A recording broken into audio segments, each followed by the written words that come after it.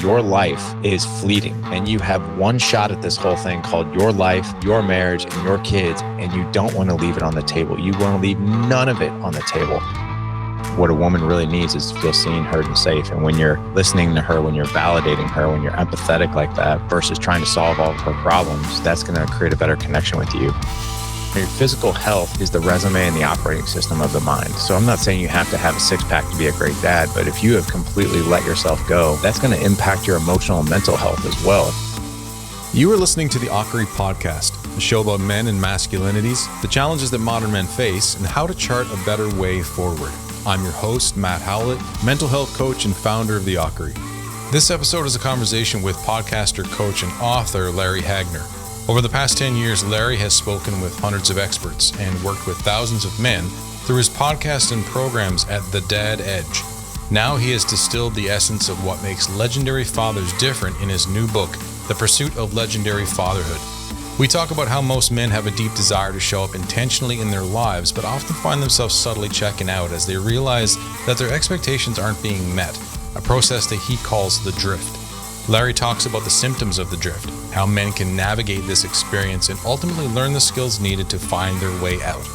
Our conversation covers the three things that women need from us and how we can build better relationships with them, why being better men is all about skills that any man can learn, how to practice those skills and envision a better life, and why an uncrusted peanut butter sandwich in the bathroom makes a great snack. Here's the conversation with Larry Hagner. You told me you're in St. Louis. Is that where you grew up? Pretty much. I mean, I was born in California, but I don't remember any of it. I was so young, and then we moved out here when I was really young. So, yeah, mostly grew up out here. Okay, cool. And you've got a couple kids, right? I have four. Yeah, four boys. 4 boys. Okay. Yeah. What is like the weirdest, funniest thing that either of them has done lately that sticks out to you?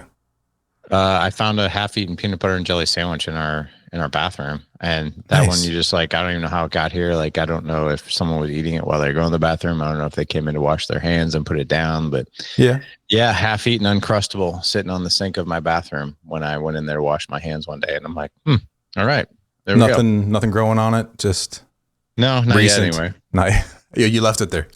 Just a science I experiment. ate the rest of it, so I wasn't gonna let it go to waste. Of course you did. You play sports? I wrestled growing up, and then I did years of martial arts. I played baseball growing up. But yeah, mostly I would say wrestling and martial arts was I love those two things. Okay, why do you love it? I also played baseball. I got my reasons for loving that. Why MMA? Why wrestling? I just, I loved, I grew up, maybe it goes in with my story. I grew up bullied a lot. And there was no guy around to really show me like how to fight or how to defend myself.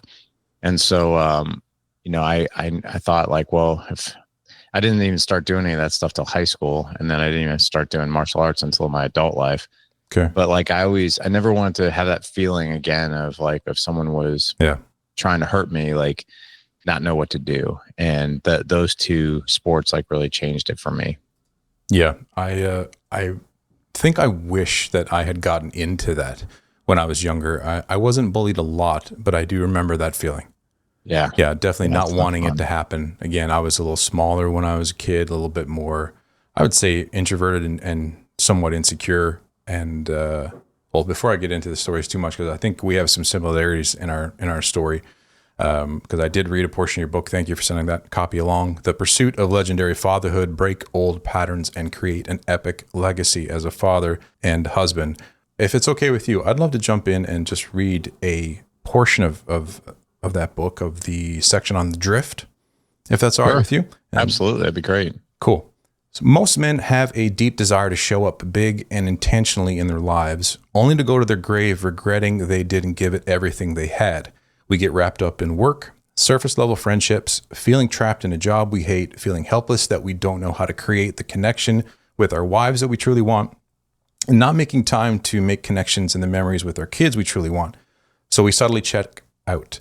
It usually doesn't happen in a drastic way. It slides in under the radar. We wake up and we realize that we are living a life that we really never really set out to live. Is that an appropriate segment of that to summarize what you mean by the drift? I think, yeah, obviously that is the drift. I think that I've been studying this for a long time, and obviously have felt this.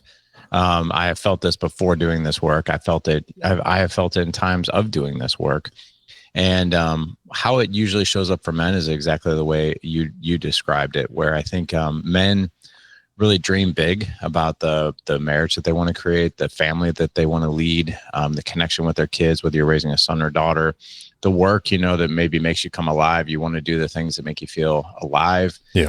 And, 82% of men go to a job that they despise in some way, shape, or form. And, it only leaves 18% of men doing work that they love. And a lot of men, after being married for 5, 10, 15 years, doing a job that they, really aren't excited about. And plus we find out, I think early on, that we really don't have the skills to connect with our kids, to create these incredible marriages. And by the way, I say the skills are the things that are missing, not the desire. In fact, I really have to hand it to men of this generation. The men of this generation, like I think we're seeing a higher desire for men to step up. I mean, you see more dads at little league games. You see more dads at dance recitals. You see more dads on the playground with their kids, and you see more dads doing things with kids. But the gap really is like, well, I think I know what good looks like. I just don't know how to get over there. And that is the biggest gap that I see. So the lack of the skills sits a man into, I think, what is stagnation, and sits a man into like, well, I'm not exactly sure what this looks like. Could I learn it? And most men are like, well, no, this is fatherhood. This is marriage. There's no such thing. I need to wing it. Right. And so we begin to drift. We begin to be like, well, I guess this is just life. Everyone tells me that, the slow burnout of marriage is there. You can't possibly be in love with the woman you married 15 years ago. That's impossible. And, you can't possibly, like, once they're teenagers, they don't want anything to do with you anyway. And I challenge all of these beliefs that society tells us that we have. And that's the challenge of the drift. It's to challenge the status quo, to positively disrupt, that vision, that perspective of what fatherhood and family is.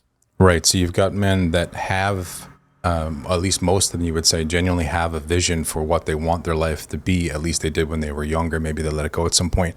But they're thinking that they're not hitting their goals and they're not reaching that vision. They're not actualizing that.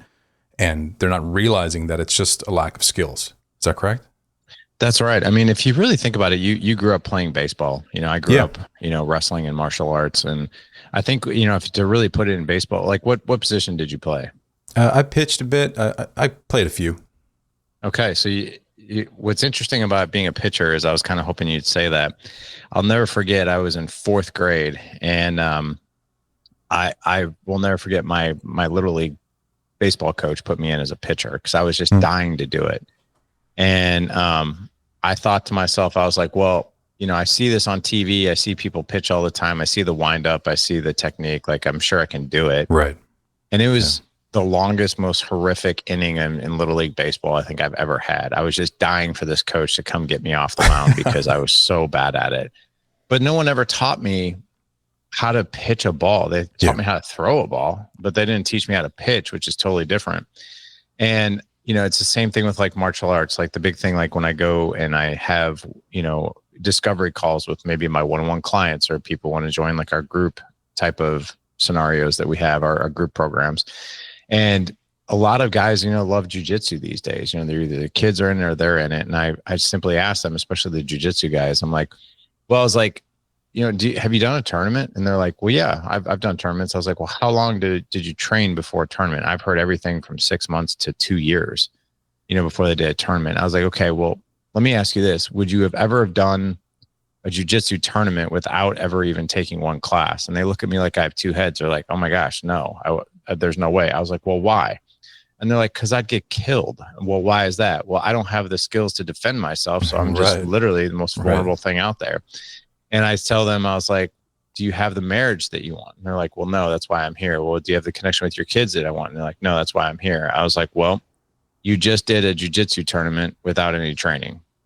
And then you see them kind of put the pieces together of like, oh my gosh, I I truly have. I've never really learned anything about marriage except for maybe what I read or pick up here and there, but I've never actually been in a community where I am taught this is how I connect with my wife. This is how I build intimacy with my wife. Yeah. This is how I actually create attraction, and I don't chase, when it comes to my marriage. Like, it's no one ever sits us down and teaches these things, but man, they are there and we can do them. And you can actually go get some reps in, go roll with us, in the marriage jujitsu studio, go roll with us in the parenting, jujitsu studio. And I can tell you right now that when you learn these things, fatherhood and marriage becomes way more fulfilling because you know what to do, how to do it, when to do it. Right. You're walking into situations that would normally maybe be overwhelming, although a lot of men wouldn't want to admit that. You feel the emotion of it. You feel like you maybe failed in the moment, but you don't realize that you could actually prepare yourself for it by learning. I feel like as you're saying that, I'm thinking that masculinity, manhood, the different roles that you outline in your book, we're not taught that you can learn them. You know what I mean? It's not framed as something that you should learn or can learn. It's framed for men as something that you just pick up, you just automatically have. You know what I mean? At least for me, in my experience, my father never taught me how to be a man. Not really. I learned by watching him, by listening to him, picked up some of his bad traits, some of his good traits, but it's never taught in any way, not just from your parents, but even in middle school. You never taught that you can just, take a course or that you should have a mentor. I wasn't. I don't know if that's different in your experience. It seems like it wasn't. No, and I don't think I think that's pretty much the same for everybody's experience to some degree. My boys, what I've done, especially my older ones, I have a 19-year-old and a 17-year-old, and we talk about this stuff all the time.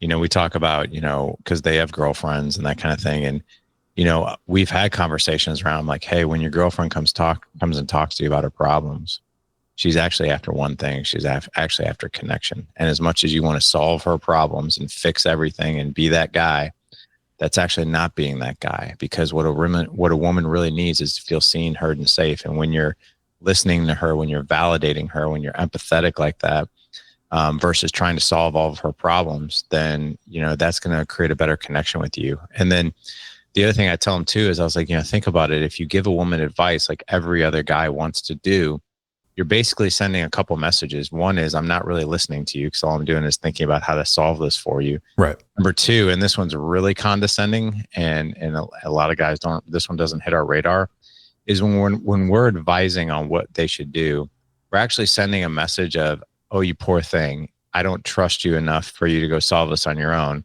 So let me help you solve it. It's almost like putting us in the, like she's a woman child, like she's a child. Yeah. Right. And we're like an authority figure or a dad, and no one, that's not an intimate relationship. That's not the dynamics that we want.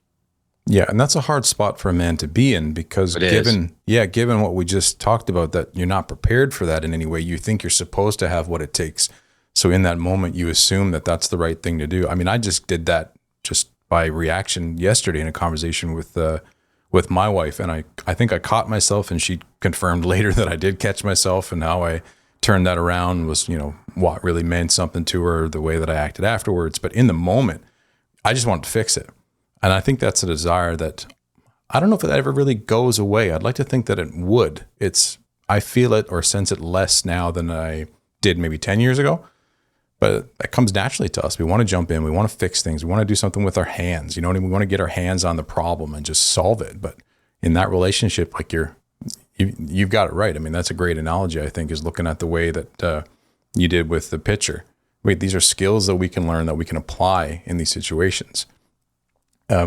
You gave us a story in your book about, it was your stepfather, correct? When you said that the moment when he lost the light in his eyes. Would you say that was the beginning of the drift for him?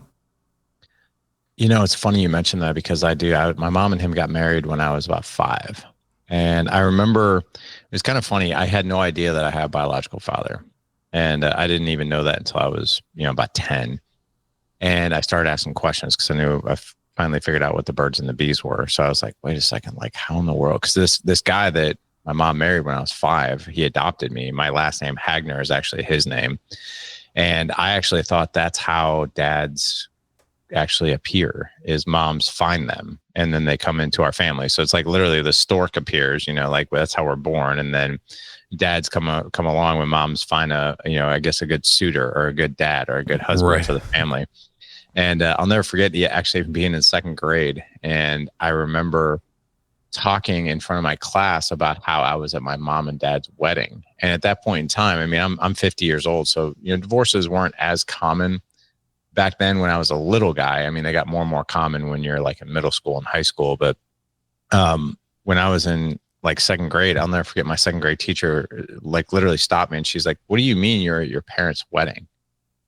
How were you at your parents' wedding?" And I looked at her like she had 2 heads. And I'm like, because I was thinking like, well, aren't we all?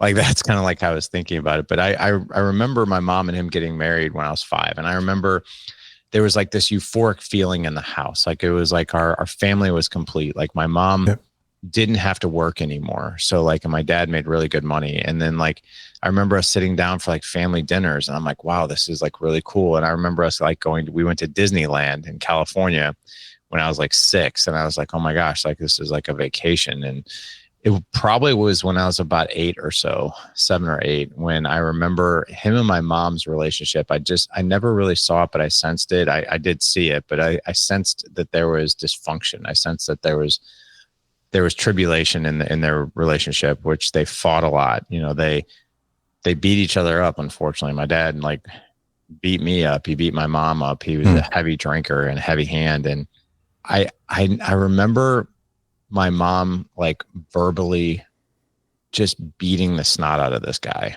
like emasculating him, just god awful, like just insulting him. And then he would get mad and like, take his aggressions out on her as well. But I remember like how disrespected I'm sure he probably felt. And like, he wasn't even really showing up, I would say, as a masculine figure in the marriage. Like I saw my mom kind of dominate him. And then by doing so, he would take his aggressions also out on me. So like he was very short-tempered, really quick to losing his patience. And it was almost like that love and that guidance and that really cool person that I saw early on was gone, and it was like this sort of shell of a man who actually in the last year that they were together, he fell into this horrible depression and lost his job and like literally slept on our basement floor for I don't even know how long. He slept on actually the patio furniture cushions on the foundation floor. And I remember going down there when I was in 4th grade and going down to the basement because I was so worried about him because I would barely see him come upstairs. And I was worried. I was like, is he eating or drinking? And I'd go down there and I'd put my hand like on him, like while he was napping. And I would just make sure that he was still breathing.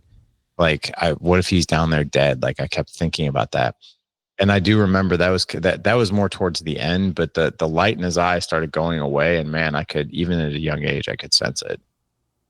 What do you outline for men to not avoid that, but to recognize that?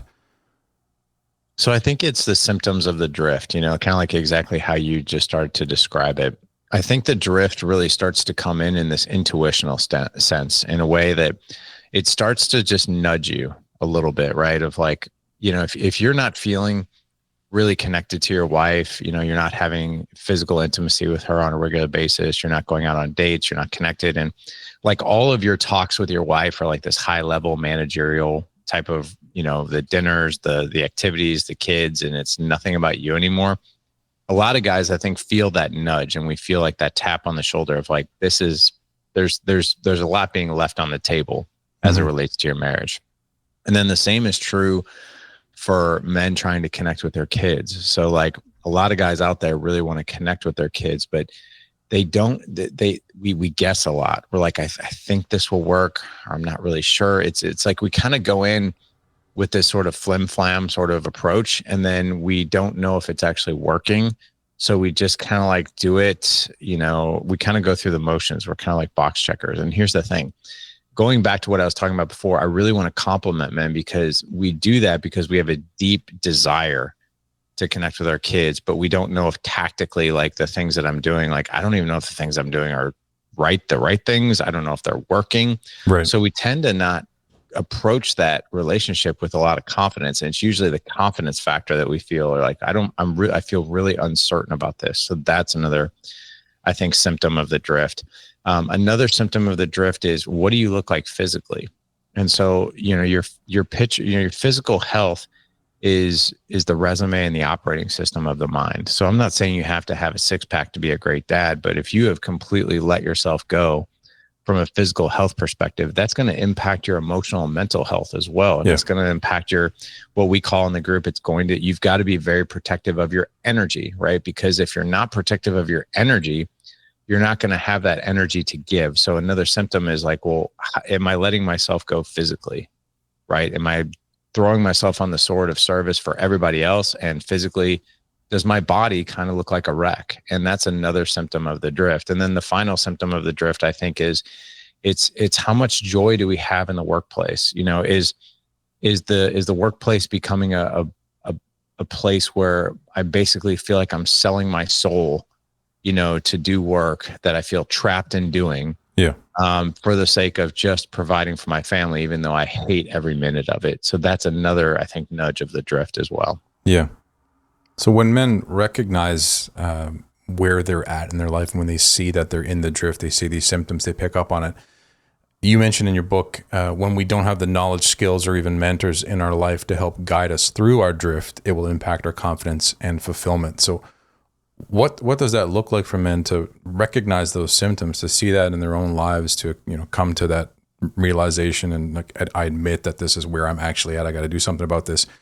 How do they find that knowledge, find the mentors, get those skills? Like, what's the first step that you talk to guys about?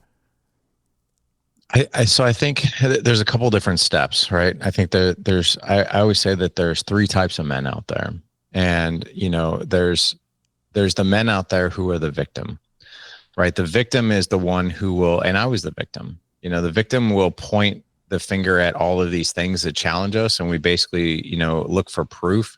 This is why I can't show up as a husband. This is why I can't show up as a father. This is why I won't be successful. And I'll give you an example of that in my own personal life. When I grew up with my mom was married 3 times, and every father figure that she ever married to or dated was kind of the same character. He was like a toxic party animal, alcoholic in some way, shape, or form. But there's a lot of emotional toxicity, sometimes physical abuse.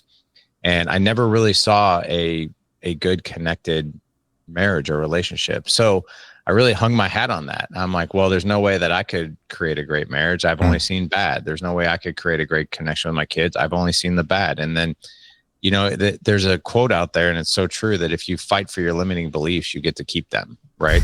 So if you're hanging your hat on that victim mentality of like, this is just the way that my life is, well, that's exactly what you're going to get. And that's what we're going to get repeatedly. The second type of man, I think, is the one who is slightly woken up, right?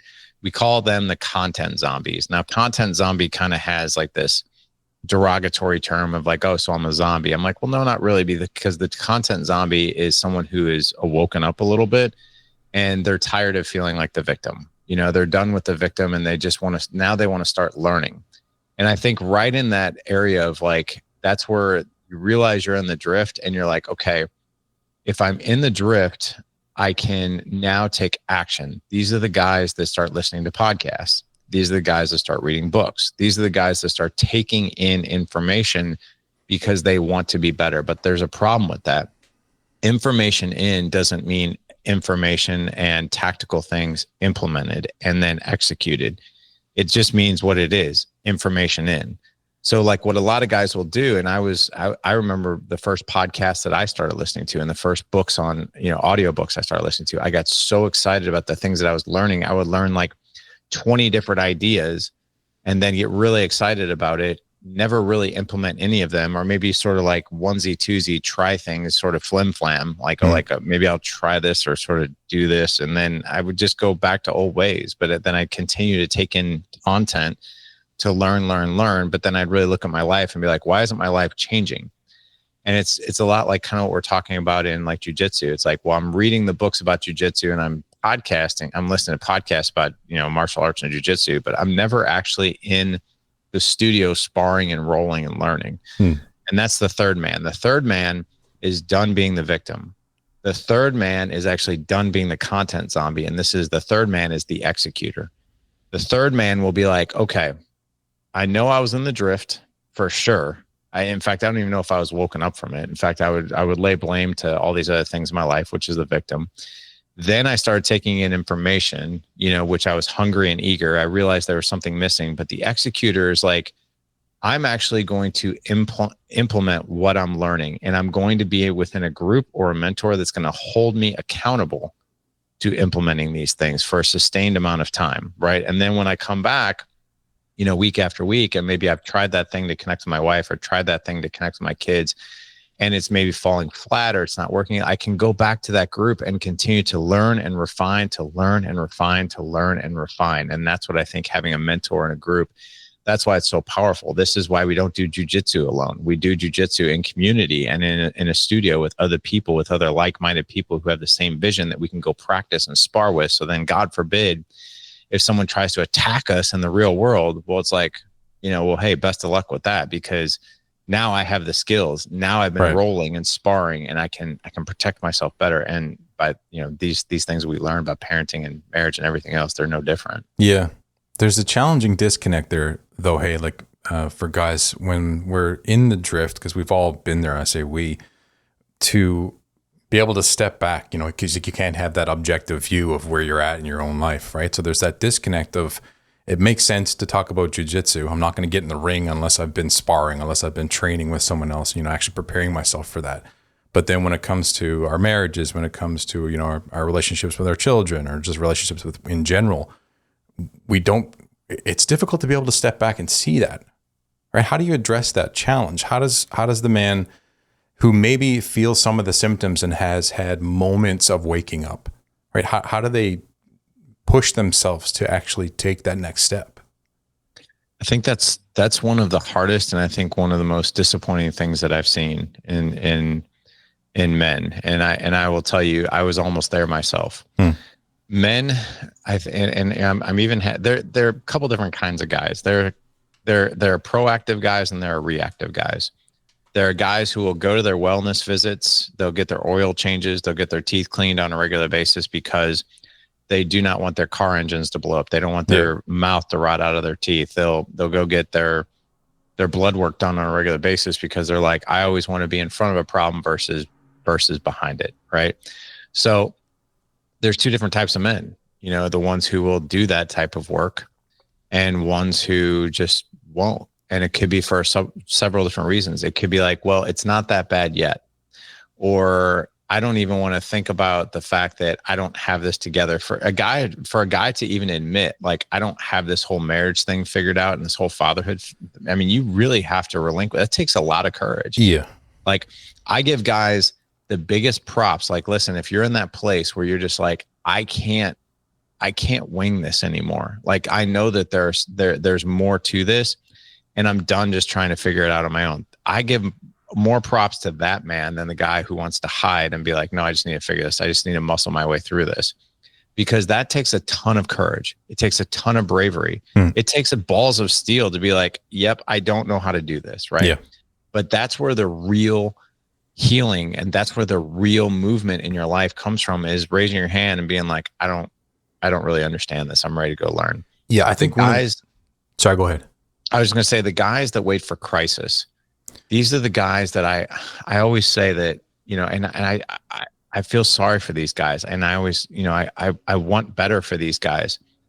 But I will tell you that if you've waited to where your wife rolls over and looks at you and says, I don't know if I want to be married to you anymore, what I'll tell you is, unfortunately, you're probably too late. Because a woman who says that out loud, studies have statistically shown that she's been thinking about that for a minimum of 2 years. 2 years. So like, wow. if she has said that out loud, unfortunately for a lot of guys, you're screwed. Because that was an indicator that your check engine light was on. Right. There were things probably nudging you. You didn't go get your oil changed. You were feeling pain in your teeth, but you weren't going to the dentist to get your teeth cleaned. And you just waited for that crisis to happen. Well, now you need a whole new engine. Now you need to extract teeth out.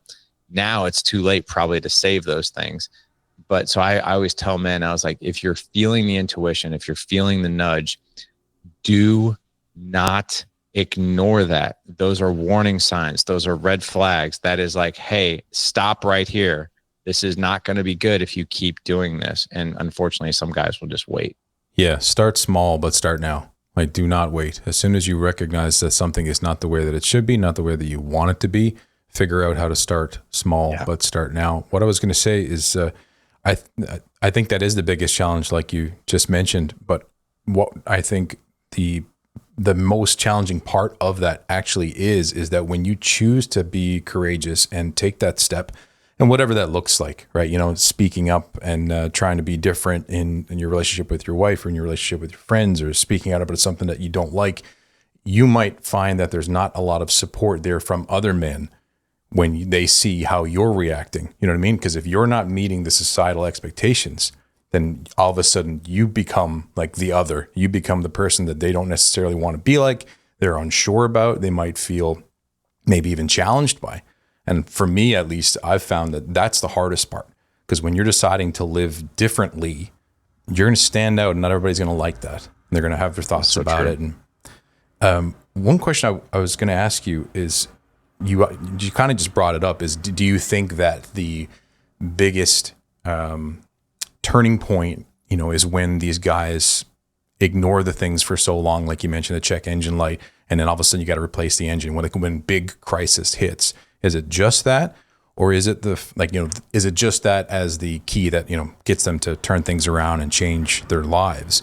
Or is it the need for like a real vision of what they actually could be living life, what there could be in their marriage, what there could be in their friendships? Do you think that is like just as helpful, more helpful? Like, do most guys just wait till crisis moments? I think most guys do wait till crisis moments because they think what they're doing is we think what we're doing might be the right things, but we're really not sure, to be honest with you.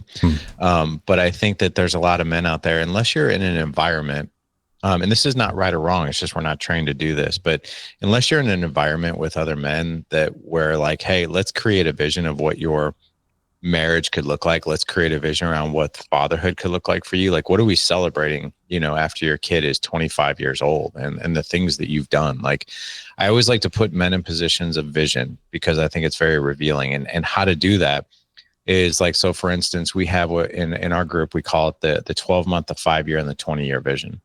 So it goes something like this. It's like, so like, as you and I are recording, it's July 21st, right? So like, if I'm with a client and we're brand new to this, I'm like, okay, let's think about your marriage. So let's think about your marriage right now. And I take men to that place of like, if you and I were sitting at coffee 1 year from now, so it's July 21st, 2026, we're sitting there at coffee, and dude, you're telling me that your marriage is in the best season it's ever been. You've never been more connected. It's never been more intimate. You've made some unbelievable memories with your wife. You've had unbelievable conversations, things that you didn't think that would happen.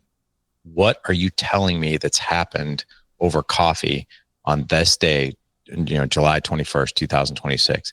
And when you get a guy to explore, take that, what we call that productive pause, and they actually get to explore, like, what does that look like? You know, in detail, what does that look like? Because if a guy surface level answers something like that, they're like, well, I just want my marriage to be better. I'm like, no. What things are happening? What things have happened that you're celebrating, right? And when you get a guy who gives you very granular detail around those things, and then you ask him like, well, are you on that trajectory now? Right? Is that happening now? Most of the time is like, no, it's not even close. I'm like, okay, well, let's get you closer to that vision. So that's the 1 year. We do the same thing in 5 years. So I have these guys visualize like, hey, if you got a 5-year-old right now, let's think about your kid at 10. Let's think about, you know, you're 10 years of marriage. Let's think about 15. What are you celebrating with your 10-year-old son or daughter? What are you celebrating with your wife after 15 years? What has happened in this 5-year gap that didn't happen in the first 10 years that made this thing just absolutely unreal? And then those guys get really granular on that. And then the final one is this. I always love putting men in this position. I'm always like, hey, what's like, so let me ask you, Matt, like, what's your favorite adult beverage if you drink? I don't know if I have a favorite, but I do really like a good sour, like a lighter beer, like maybe 5% or less, but a good sour. Good sour. And then your wife, what does she like to drink? I don't know if she has a favorite either, to be honest. We don't drink a whole lot, but She usually goes for a cocktail. Okay. Well, I just want you to, and the drink is obviously, it's more like to get that one of our five senses. It's like when we think about like, that sour beer or that cocktail, it kind of puts us in this place of like, okay, I'm there at that place. Like I can taste it. Right. And then I have a man, visualize, well, I want you to think about, you guys spending time on your back deck, if that's a place that they really love to be. You're on your back deck and you're sitting next to your wife, and it's 20 years from today. So it's 2045, and you're sitting there with her and you hold up your sour beer and she holds up her cocktail, and you cheers, and you cheers to an amazing last 20 years. The last 20 years have been absolutely connecting for us. We've made so many memories. We've had conversations. It's like, man, I can't even believe we're at this place. What exactly are you and your wife sharing between the two of you as you cheers and you're talking about these memories that have made that haven't happened yet? And I usually have a man go away for like anywhere from 3 days to a week. And then I meet with him the next week and I'm like, what'd you come up with? And then he's really excited usually to tell me all these things that have happened. And then the cool thing about casting that vision is I'm like, let's go make this vision happen now, right? But one of the biggest missing ingredients is that we're not taught, it's not like society tells you, it's like, hey, every year you should cast a vision for the next 12 months, 5 years, and 20 years. We just keep blowing through life in the drift, right? And we're like, yeah, I'll get to that at some point, or it's not even on my radar. Or it's just like, we don't live intentionally, but like, what would it be like to go create that vision, but then to go chase and do that vision? Yeah. Absolutely. What I'm hearing is building belief, not just simply dreaming, but getting an idea, getting a vision for what your life could be like, what you could be like as a man in the different roles that you have, and then building belief that that's actually possible. Talk to me a little bit more, because I think that is one of the most crucial steps in this whole work that we have to do as men, is building that belief. Talk to me a little bit about that. How does a man do that? Like if they don't have like a coach like yourself, if they don't have a mentor right now, they can obviously go and find one. But in this moment, like today, the guy that's listening to this podcast, whenever this comes out, what's the first thing to do to help them along that path, to build that belief, to get that vision? I think in order first to have that belief, you need to be jarred a little bit, as far as like, you really need to be shaken by the shoulders and reminded of something. And there's a quote, and I put it in the book, and I think it was Napoleon Hill that said it, is that the definition of hell is, meeting the man that you could have become when you're laying on your deathbed. Mm-hmm. And I think about that quote a lot. I think about, like, I'll never forget the very first time I heard that quote, like where I was actually making a left turn in my car, and I heard that quote on a podcast, and I was like, oh my gosh, it just shot right through me. Like, what would it be like for me to be on my deathbed, to be surrounded by people that I love, and then I actually get to meet the man that I could have become had I learned things, right? Had I done life just a bit differently, had I done life a little bit more purposely, wasn't in the drift, and like, what would that man be telling me? What would he look like? What would he have done that I didn't? And I think once you understand that life is fleeting, I mean, I'm 50 years old now, and so I have more years, in me now than I have in front of me. And I'll tell you, life goes really, really fast. And I am of the belief, I do not want one thing left on the table, not one. And I will tell you, I live my days to absolute exhaustion a lot of times. Like by the time I get to bed, I am completely wiped out, because I've given everything I've had to this mission. I give everything that I have to my clients. I give everything I have to my wife, to my kids. But I also do it from this place where it's energizing, even though it's exhausting, that it's fulfilling, that it comes from a place of confidence. It comes from a place of wanting to give energy, not necessarily take it away, right? But in order for me to do that, I've got to learn those skills to give it, so I'm not this burnt out, stressed out, overwhelmed version of myself like a lot of us walk around are. So like before a man starts to look into mentors and starts to look into things like this, you've got to be jarred completely, like almost like you've been electrocuted. Like this statement of like knowing that your life is fleeting and you have one shot at this whole thing called your life, your marriage, and your kids, and you don't want to leave it on the table. You want to leave none of it on the table. You first have to buy into that. Then the belief is this: well, am I worthy of that? Am I worthy of creating this life? And the answer to that, and this is where men go to battle with themselves, because a lot of guys will look in the mirror and be like, I'm just not worth it, or it's just too much work. Like, I don't even know if I'm worth this much work. And I will tell you, every bit of the work that you do is worth it. There's never a guy that, no matter if I'm working with a one-on-one client, and let's just say most guys come to me for marriage, and let's just say his marriage doesn't work out. Never have I heard, because the work has to do with him. We only control the man. We don't control necessarily the woman in this situation. We have influence, and we can inspire and encourage, but we don't have control. But I've never met a man, even in the situations where his marriage didn't work out, where he has stepped away from learning and he's growing, and we've done a lot of work together, where he's like, wow, I regret every bit of that, even though my marriage worked out. It's usually the opposite. Usually what I hear is like, if the marriage didn't work out, they're like, I had no idea how much of a fork in the road my marriage really was, and how much I was growing and she wasn't. Like, I actually grew, and I knew what I wanted, and I grew in confidence and everything else, and she actually didn't come along for the ride. Right. So like, there's that. But I would say in most cases, marriages do recover and they do work out.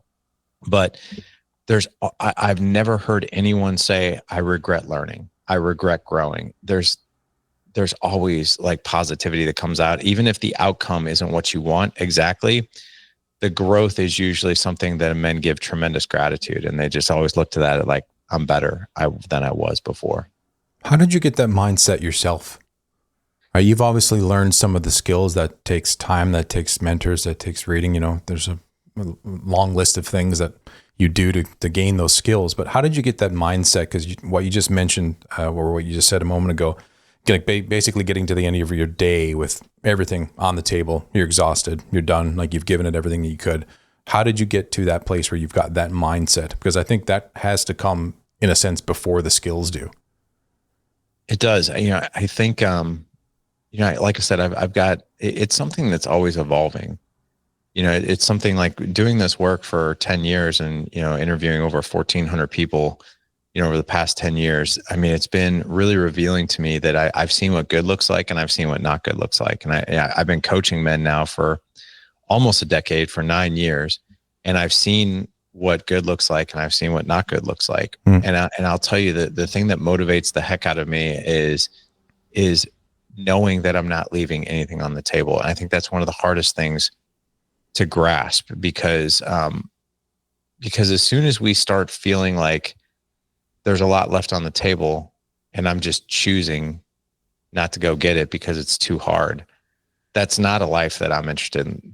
Don't sign me up for that life. I mean, that's not a life I'm interested in living. I want the life that like I gave everything I had, right? To that I know that, and the people around me knows that, versus like, yeah, he half-assed just about everything, right? I'm not going to do that. That's not a life I want to sign up for. And I think I speak for most men when they hear that, they're like, that's not a life I want to sign up for. Let me ask you this then. This is a little bit more personal. How did you get the vision for yourself, for your life? Was it close to what you have now? Like, is this what you've always kind of wanted? Married, several children, this specific type of work that you're doing. Where did that come from? Yeah, that's a great question. For the longest time, and I don't subscribe to this, and I don't even coach my guys to do this, because it's something that actually will give you the opposite. When I first started this work, I knew what I didn't want. And I started chasing things that I didn't want, right? And when you start chasing things that you don't want, it's almost like trying to drive to a destination looking in the rearview mirror. Yeah, it's helpful to know what you don't want. It is. It's very helpful to know what you don't want. But what we focus on grows, and what we focus on expands. So like, for instance, what it felt like for me in the beginning was you go to Lowe's, you buy that brand new, smoker, and then you open up the instructions in the box, and no instructions say, here's 100 ways not to put this together. Best of luck. It actually gives you the instructions of how to put things together. Right. So I would say, the vision for where I'm at now, I honestly feel like I'm blessed beyond measure, because I'm a dad who, even though I teach this stuff, I coach to this stuff, I'm still a knucklehead. I'm still one of those guys that I have to get out of my own way, almost on the daily. And the good thing about doing this podcast is that it keeps me sharp, like today is the first day that I'm raising a son who's 19 years old, six months and 4 days. And tomorrow will be the first time I'm raising a son who's 19 years old, 6 months and 5 days. So I've got to stay sharp. And I encourage all men to do that, just to stay sharp. And if we're not staying sharp, that's where I think we tend to set into that drift. And going back to like the life that I get to live now, my wife and I have been together for 22 years. We've been married for 22 years. And we actually just did a podcast together and we talked about this journey that we've had. And if both people are willing to grow, and if both people are willing to learn skills to connect, to be selfless, like how can I fulfill her needs of being seen, heard, and safe? She asks the same. How can I fulfill his needs of being respected, appreciated, and physical affection? Because that's what a man needs, right? When both people are willing to say, I will do the things that it takes to make this relationship work and learn the things that I need to learn to make this relationship work, we can actually create that vision for our life that we truly, truly want, to those dynamics and all relationships that are so healthy. And the final thing I'll say is this is the easy button for, I think, a lot of guys to live more of that parenting fulfilling journey. Your wife has three needs, like I said, feel seen, heard, and safe. Your kids have the exact same needs of your wife. And it doesn't matter if they're a 19-year-old boy or if they're a 5-year-old boy or if they're a 12-year-old girl or a 4-year-old girl or an 18-year-old girl.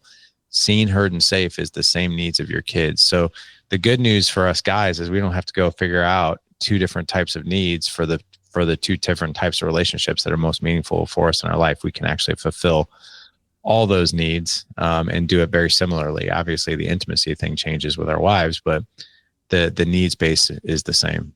The book again is called The Pursuit of Legendary Fatherhood. Break old patterns and create an epic legacy as a father and a husband. And correct me if I'm wrong, you're releasing it in September? September 16th. Yeah. But if your audience goes to thedadedge.com/legendary book, they can pre-order it. And if they pre-order it, I'm giving away 2 of my courses that I usually sell for $500 a piece. One is Creating More Patience. It's a 45-minute course to help men with resilience and responsiveness versus reaction. I teach them 6 skill sets within that. And then my other course is Creating Extraordinary Marriage through communication, through improved communication, connection, and intimacy, where I teach 11 skills on how to better connect with your wife and fulfill those 3 needs that we're talking about. So if they order the book, they pre-order the book, they'll get it signed in September, but they'll have access to those 2 courses right away. Cool. What was that link again? Thedadedge.com/legendary /legendary book. All one word. Okay. All one word. Okay, sorry, it just froze there for a second. Just quick question about that process. This was the first book you wrote? No, this was the 6th book I wrote. Oh, no way.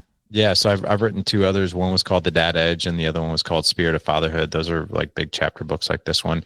And then I've written 3 kids books, so as well. Very cool. Okay. Yeah, I only came across your content recently. A friend of mine shared it, and I'm very glad that he did. So thanks, Jason Walsh. A little shout out. What was your favorite thing about writing this book? Because obviously it's like the culmination of, you said, over 10 years of working with men. I think that's such a good question. I think it was really just the simplicity of putting, the tactical things in this book. So like I divided it up into 4 parts, which is number 1 is the drift. The second is husband. The third is father. And then the 4th is leader. And if you really look at those 4 elements, a man really experiences all 4 of those. But the real gap is like, well, how do I understand the drift and how am I aware of it? What do those symptoms look like? And I bring that to the forefront in the very first part of this book of like, hey, it's more of a mirror of like, if you're feeling these things, number 1, you're probably pretty normal, but number 2, these are red flags that you should probably do something. And then, the whole marriage thing, like what I've noticed is part 2 is that when you can get a man's marriage in order, a lot of these other elements, a lot of these other areas in life tend to fall pretty easily. In other words, in a good way. So like if you can get a man's connection with his wife on point, the intimacy that he wants, the connection that he wants, the love that he feels, the love he wants to give, suddenly he becomes a more patient father, right? If his marriage feels really good to him, he becomes a more productive person at work. His physical, mental, and emotional health probably improves when his marriage gets better. And then the third part is really, kids, which is how do I connect with these kids? Not necessarily be within their realm and within their orbit, but how am I like in their world, right? And how do I connect with them where they can like point back and like, I'm the guy, like I'm their 3 a.m. call. Like I'm like their go-to for just about everything. A guy wants to be that kind of dad. So like in that part where I teach you everything that we've learned over the past 10 years on how to do that. And then the fourth one is leadership. And this is where I think there's a lot of confusion out there. And I give 10 elements of leadership that a man can really sharpen as it relates to him leading himself, leading within his marriage and family, leading his kids. Very cool. Well, I want to keep true to the time that we booked. We're getting close to the end here now. Larry, it was a pleasure chatting with you. Thank you for having me. Yeah, of course. I'm just glad that I heard about it and saw the post. It was actually the video where you're talking about the book and you're saying, hey, fellow podcasters, like if, I'm opening up my calendar or whatever. And thanks to your team for the communication, setting this up, sending the book over. I wish you the best, man. I got to get a signed copy.